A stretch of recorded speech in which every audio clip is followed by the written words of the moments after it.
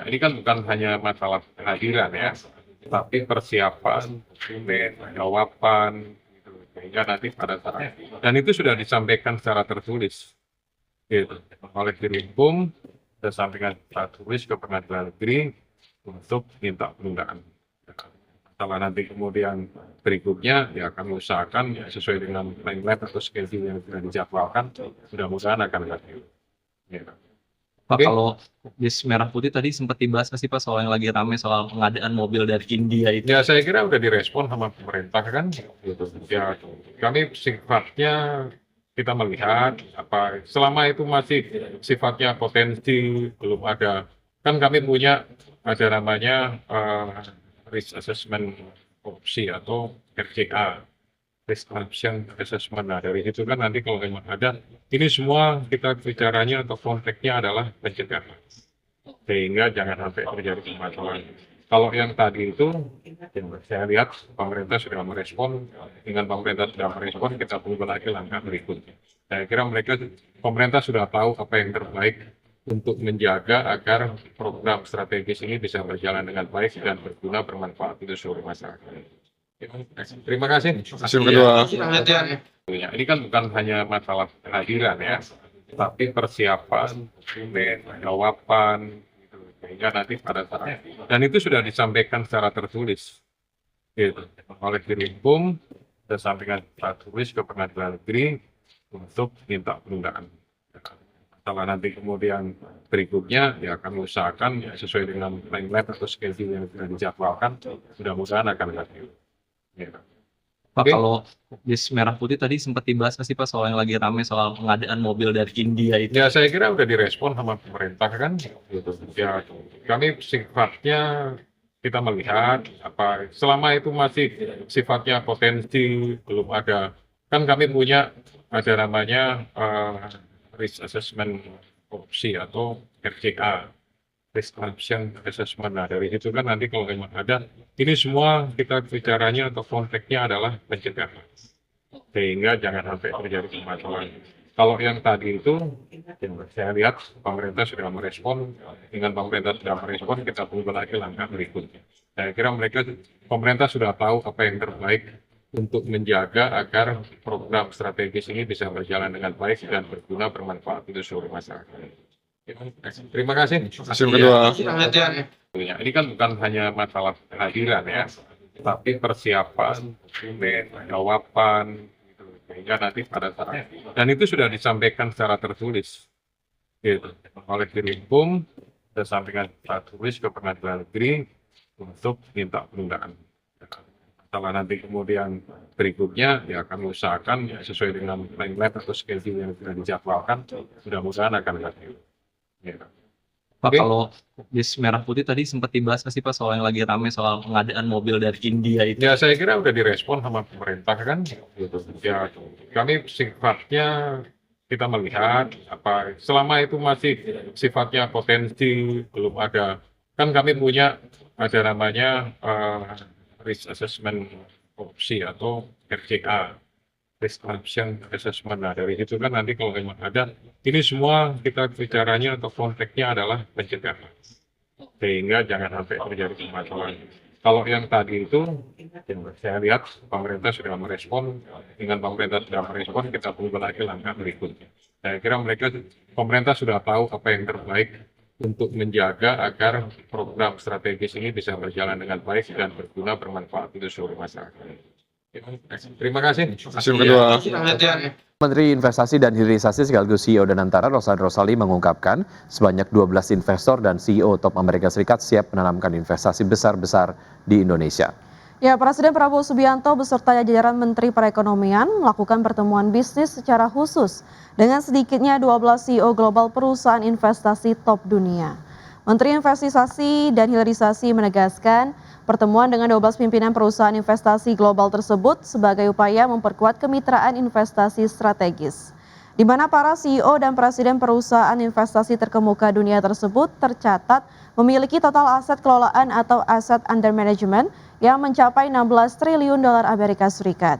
Di sisi lain, 12 pemimpin perusahaan investasi global tersebut sangat tertarik dengan arah kebijakan ekonomi nasional. Langkah penguatan iklim investasi serta komitmen pemerintah dalam menjaga stabilitas dan kepastian hukum yang dinilai memiliki potensi kerjasama yang sangat konstruktif. Presiden bertemu langsung dengan 12 perusahaan investasi terbesar di dunia, malah ada ikut ada 12 dengan total kurang lebih kalau aset under management itu dikumpulkan itu 16 triliun US dollar. Potensi ada beberapa kerjasama dengan mereka karena memang kalau dilihat selama ini para perusahaan investasi terbesar ini mungkin belum, kalau saya bilang belum tergarap secara optimal. Mereka lebih banyak berinvestasi di negara-negara lainnya. Nah, kebetulan dengan kehadiran Danantara ini, mereka juga mempunyai potensi. PT Sawit Sumbermas Sarana Tbk menilai prospek industri kelapa sawit nasional tetap positif seiring meningkatnya kebutuhan minyak nabati global dan dukungan program biodiesel serta perbaikan tata kelola industri. Meski dihadapkan pada dinamika harga CPO dan tantangan global, Perseroan menilai industri sawit masih menjadi salah satu penopang penting perekonomian Indonesia. Dalam menghadapi kondisi tersebut, Perseroan terus memperkuat efisiensi operasional dan optimalisasi produktivitas kebun guna menjaga daya saing dan kinerja perusahaan. Strategi pengendalian biaya dan pengelolaan operasional yang terintegrasi menjadi fokus utama Perseroan dalam merespon perkembangan industri.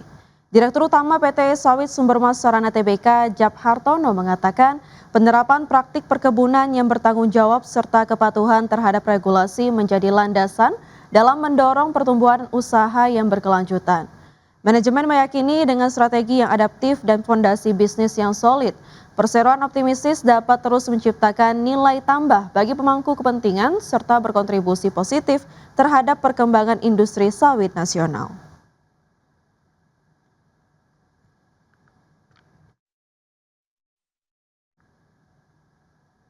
Pemirsa, laba bersih PT Astra Agro Lestari Tbk atau AALI sepanjang tahun 2025 melonjak hampir 28% secara tahunan. Ya, kenaikan ini ditopang faktor eksternal berupa naiknya harga CPO global serta faktor internal melalui peningkatan penjualan dan efisiensi biaya.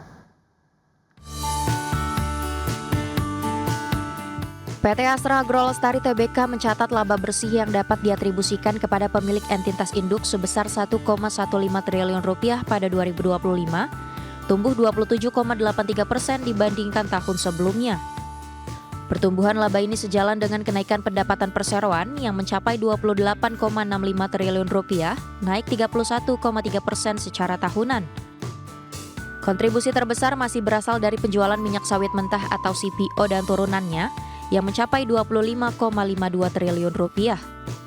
Dari sisi eksternal, rata-rata harga CPO CIF Rotterdam sepanjang 2025 mencapai $1.222 Amerika Serikat per ton, naik 13% dibandingkan tahun 2024.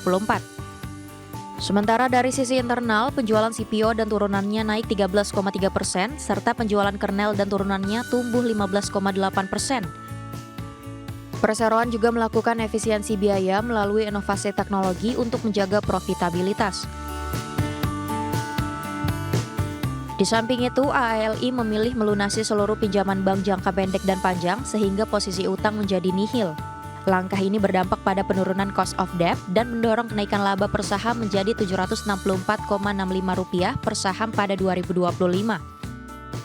Meski total aset turun menjadi Rp27,05 triliun, total liabilitas anjlok 48,3% dan ekuitas naik 4,13%. Berbagai sumber IDX Channel.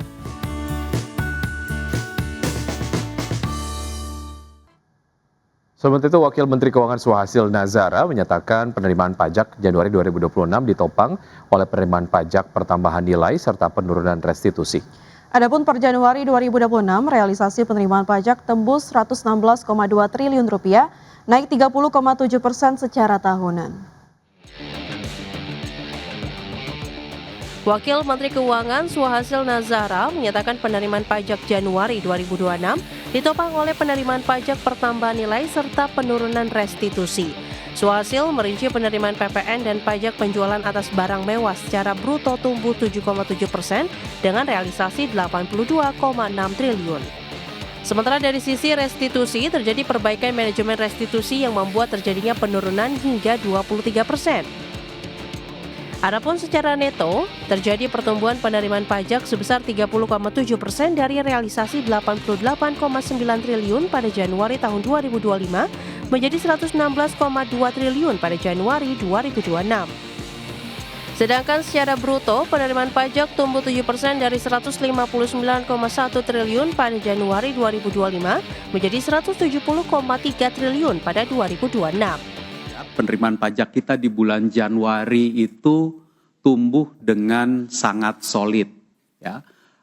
Netonya 30,7% pertumbuhannya. Jadi kalau tahun lalu sudah dikumpulkan 88,9 triliun, tahun ini netonya 116,2 triliun.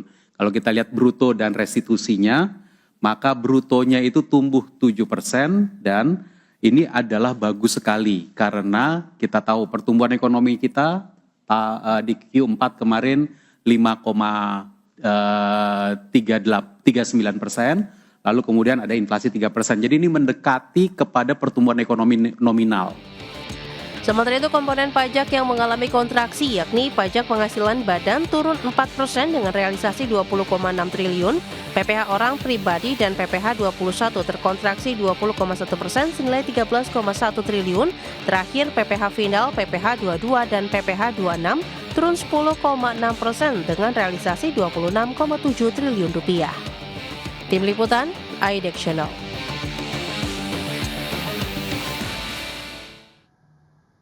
Selain pendapatan dari sisi perpajakan, pemerintah juga bisa meningkatkan pendapatan dari sektor perusahaan badan usaha milik negara atau BUMN. Ya, di mana puluhan perusahaan BUMN tercatat memiliki potensi peran strategis dalam mendukung penerimaan negara. Anggota Komisi 6 DPR RI Ahmad menegaskan sejumlah perusahaan industri nasional atau perusahaan BUMN tercatat memiliki peran strategis dalam mendukung penerimaan negara dan program hilirisasi.